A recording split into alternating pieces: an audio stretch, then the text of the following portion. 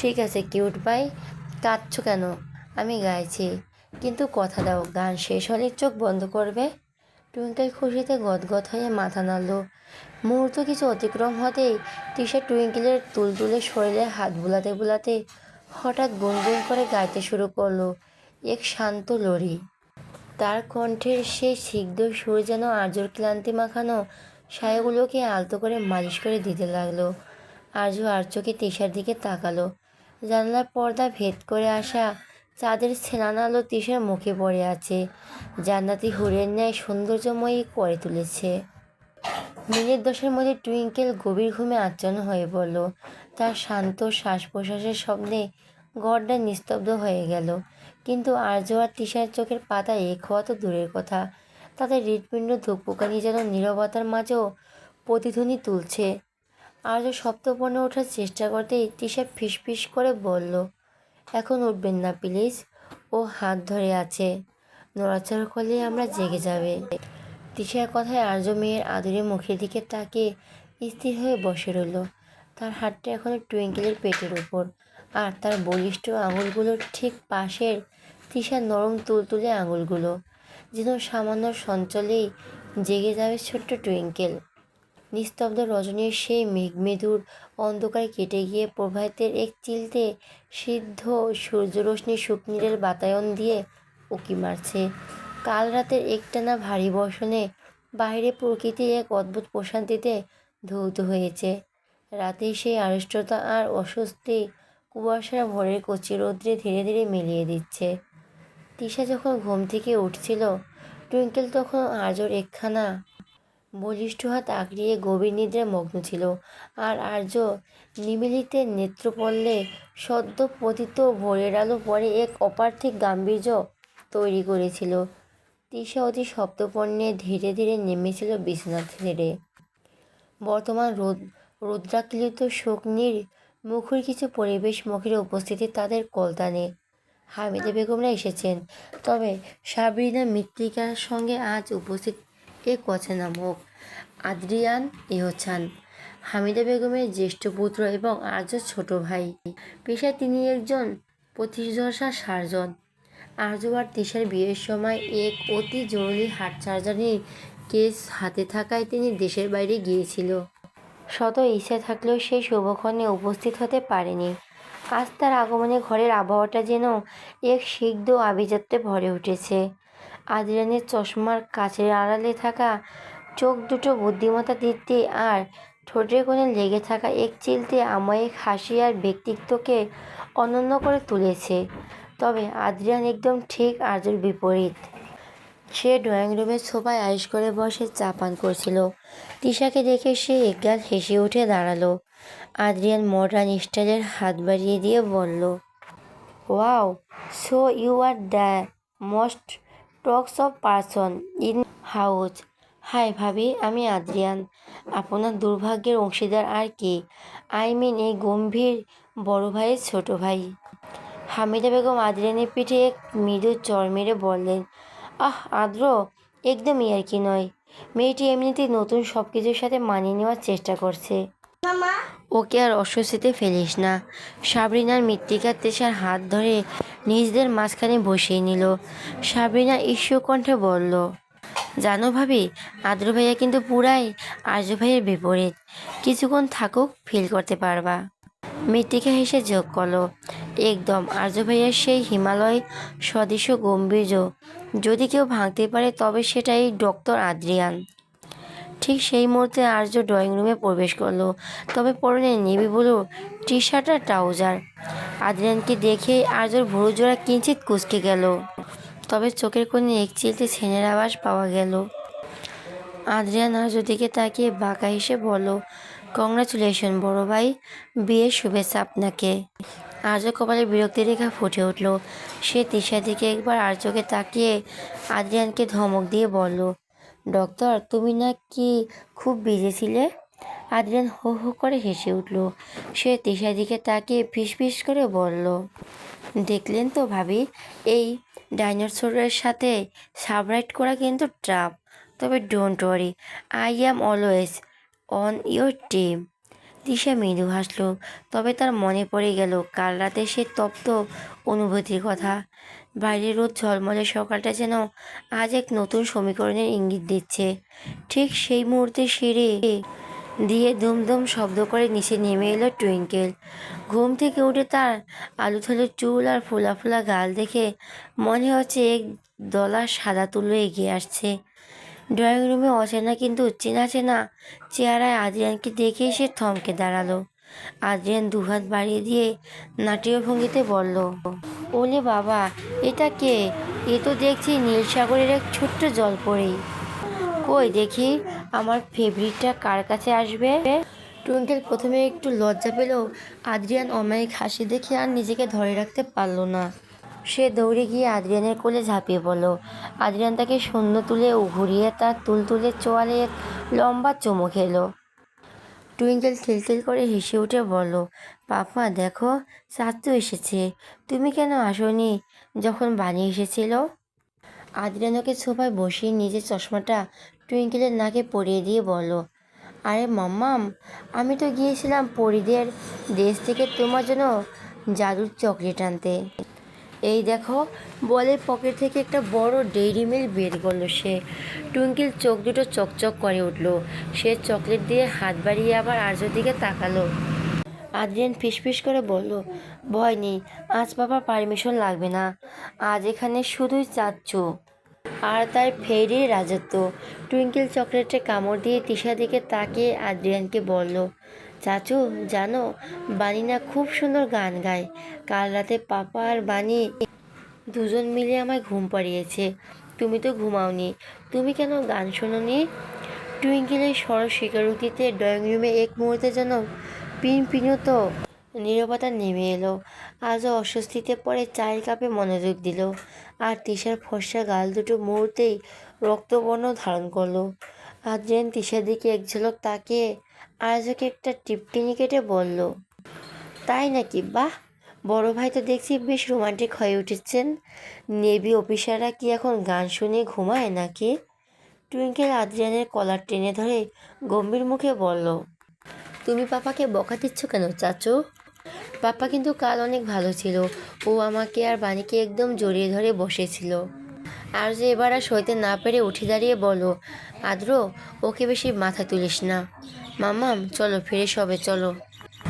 Adrian হাসতে হাসতে টুইঙ্কেলের কোলে নিয়ে বলল, না পাপা, আজ ও আমার সাথে ব্রেকফাস্ট করবে।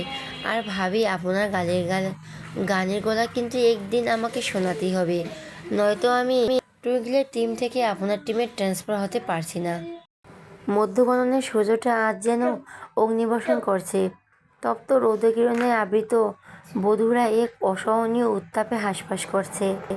রাজপথের পিচগোলা গরম আর যানবাহনের ধোঁয়ায় চারিদিকটা ঘোলাটে।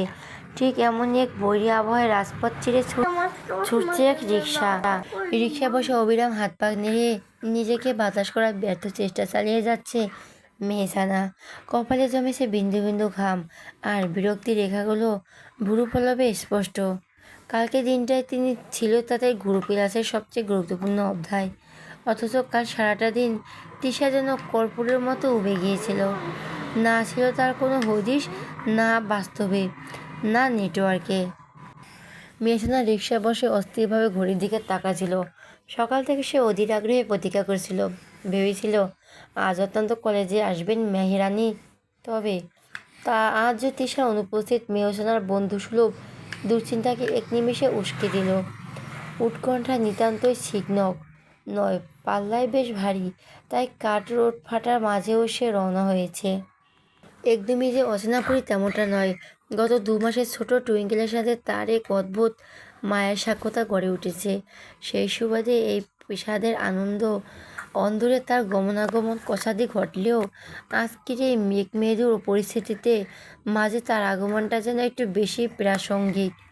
শুকনিরের বিশাল লোহার গেটের সামনে রিকশাটা থামতেই মেহসানা যেন হাঁপ ছেড়ে বাঁচল।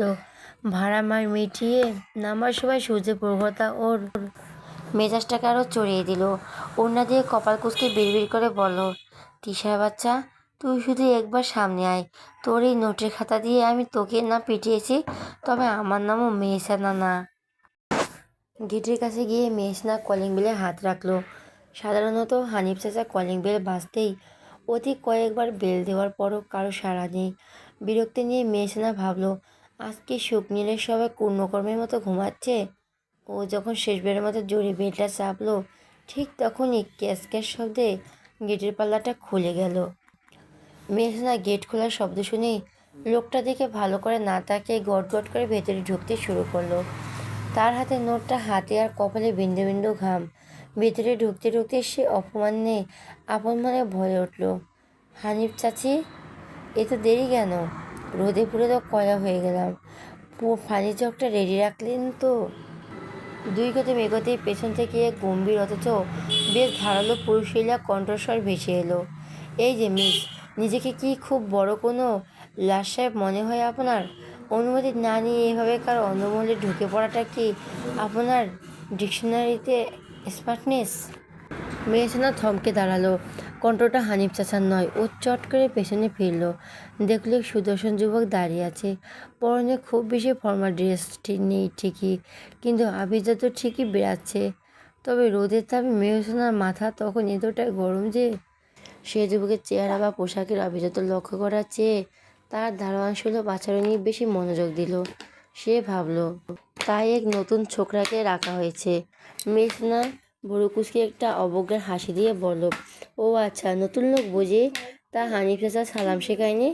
আসসালামু আলাইকুম, এবার পথ ছাড়ুন। তো ভাই, এমনিতেই দেরি হয়ে গেছে।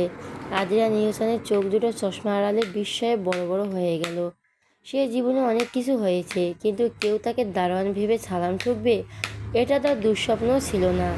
আদ্রিয়া নিজের ভিতরে ডাকটা সামনে নিয়ে বাঁকা হেসে বলল, সালামের জন্য ধন্যবাদ, কিন্তু এই ভাই ডাকটি কি আপনার এই অদ্ভুত বুদ্ধির পরিচয়, নাকি আপনার স্বভাবজাত অভ্যেস? আর আপনাকে ভেতরে যাওয়ার পারমিশন কে দিয়েছে? মেঘনা এবার রীতিমতো খেপে গেল। সে কোমরে হাত গুজে দাঁড়িয়ে বলল, দেখুন, বেশি কথা বলবেন না। আমি এই বাড়ির মেহমান, টুইঙ্কেল মেমে। আপনার মালিকের সাথে আমার বন্ধুত্ব, বেশি তাল পারলে কিন্তু আপনার চাকরিটা নড়বড়ে হয়ে যাবে।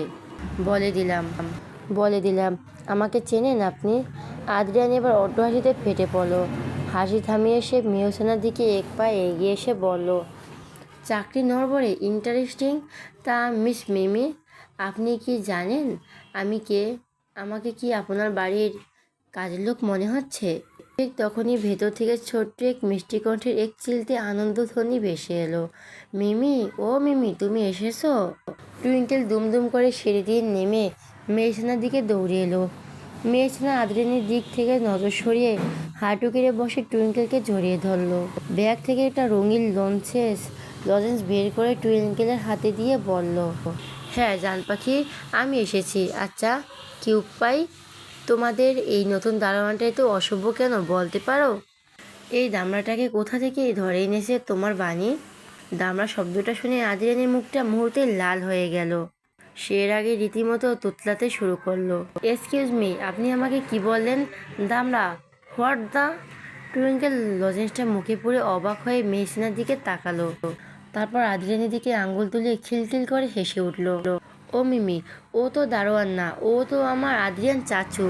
মেহসানের হাতের নোটের খাতাটা যেন হাত থেকে ফসকে পড়ে যেতে চাইলো।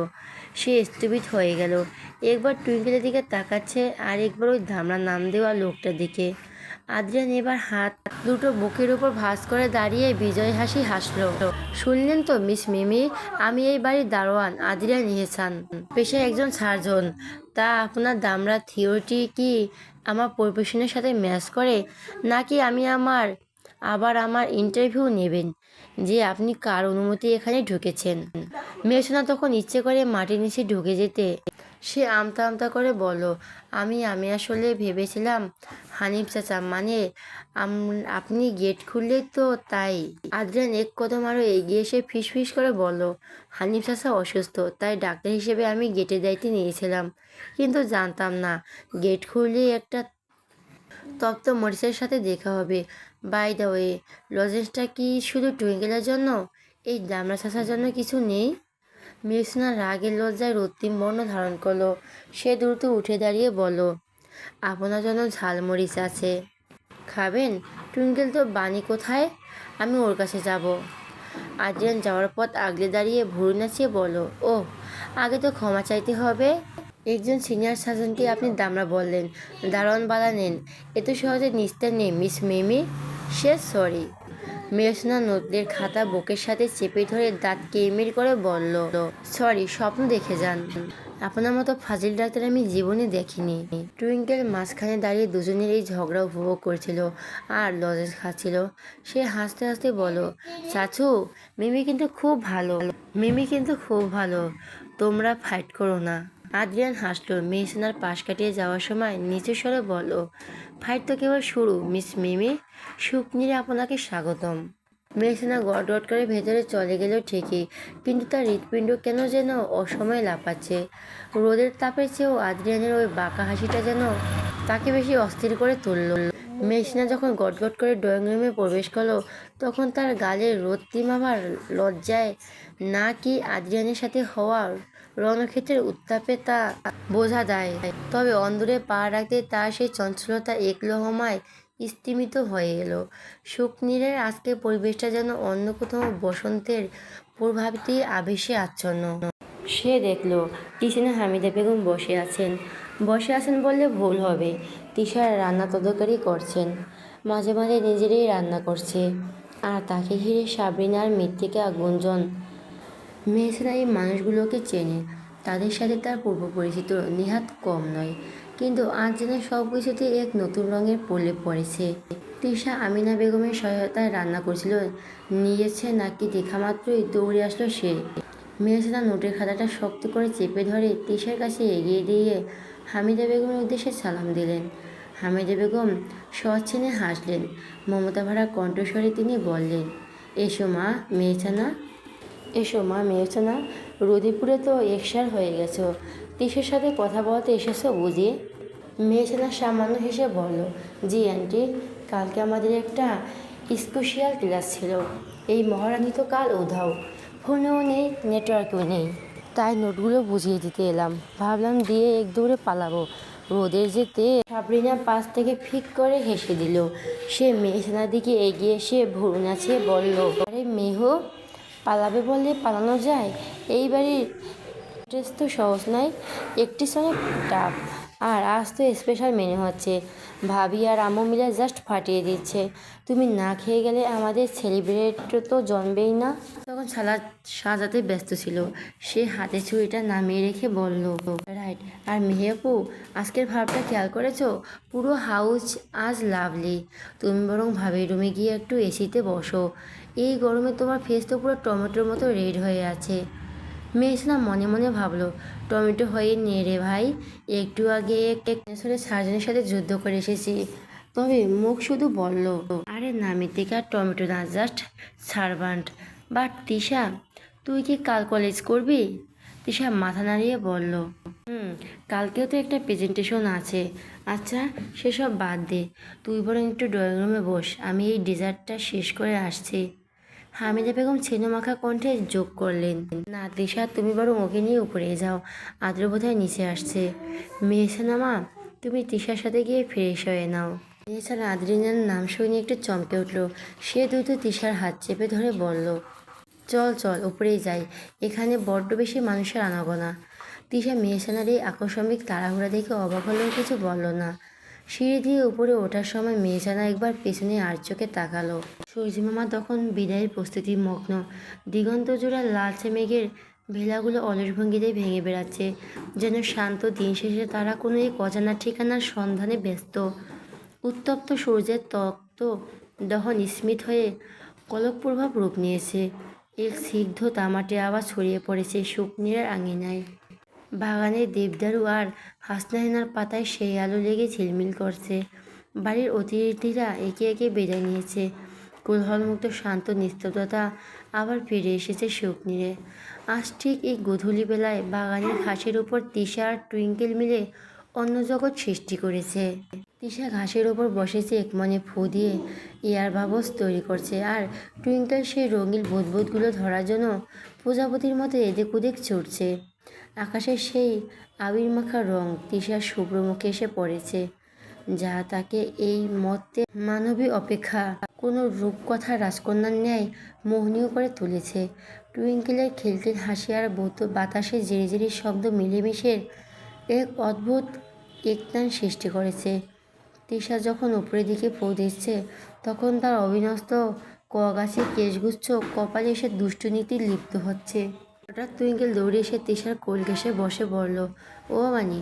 তিশা তৎক্ষণাৎ হাতে থাকা বাবলস মেকার কার্ডটি সলিউশনের বোতলে ডুবিয়ে পাশে সরিয়ে রাখলো।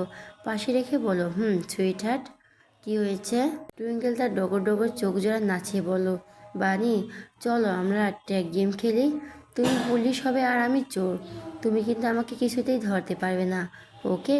সদ্য ফোটা সিগ্ধ গোলাপের পাপড়ির ন্যায় ঠোঁটজোড়া সামান্য প্রকল্পিতপূর্বক হেসে অন্য আসলটা নিজের সঙ্গে ভালোভাবে জড়িয়ে বলো, ও রিয়ালি?